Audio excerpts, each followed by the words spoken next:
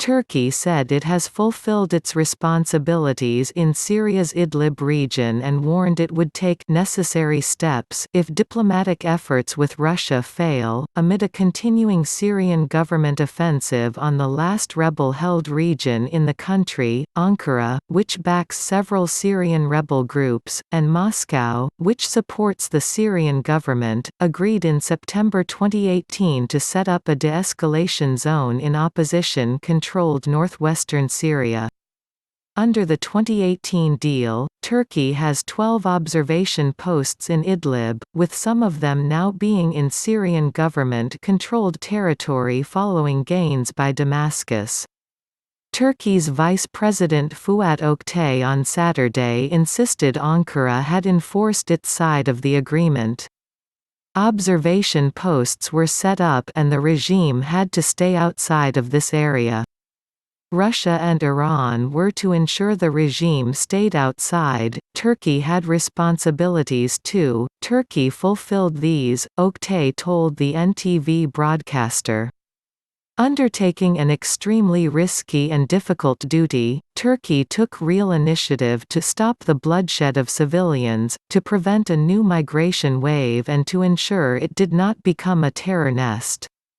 Later on Saturday, the Turkish presidency said in a statement that President Recep Tayyip Erdoğan and his U.S. counterpart, Donald Trump, discussed ways to end the crisis in Idlib and condemned the attacks by the Syrian government in the region.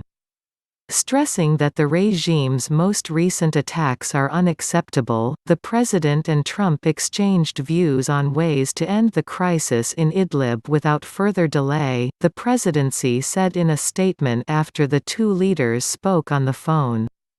Escalating tensions. Launched in April last year, the Syrian government offensive has disrupted fragile cooperation between Turkey and Russia. After several failed ceasefire attempts last summer, the Syrian government intensified its assault on the region in December, killing hundreds of civilians and forcing hundreds of thousands to flee. The situation escalated further this month when 13 Turkish military personnel were killed. Ankara responded by hitting scores of Syrian government targets. On Friday, a Syrian military helicopter was shot down in the western countryside of Aleppo province, in an attack claimed by rebel groups. The incident came days after rebels said they shot down another government helicopter near the town of Naireb. According to the United Nations, about 1 million Syrian refugees are living near the border with Turkey, with camps for internally displaced people (IDPs) already at capacity. The Russian Defense Ministry said earlier this week Turkey did not separate fighters from the moderate opposition from terrorists, referring to an agreed demilitarized zone within Idlib. Necessary steps will be taken. On Saturday, Foreign Minister Mevlut Cavusoglu said a Turkish delegation would visit Russia on Monday to discuss the situation in northwestern Syria. Cavusoglu said Turkey wants to resolve matters with Russia over Idlib through diplomacy, but will take other steps if necessary.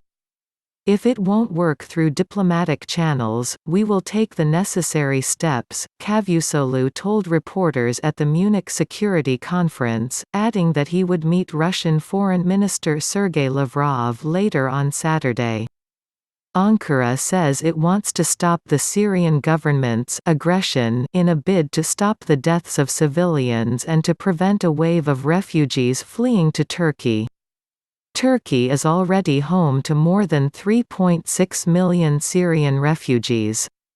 Turkey cannot withstand another migration wave, Oktay said.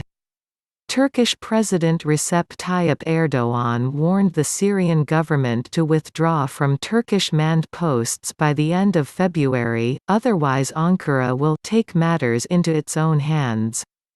In recent days, Turkey has sent multiple military reinforcements to Idlib, and the Hurriyet daily newspaper on Saturday reported that a 60-vehicle convoy carrying commandos and armored carriers was sent to beef up the Turkish posts.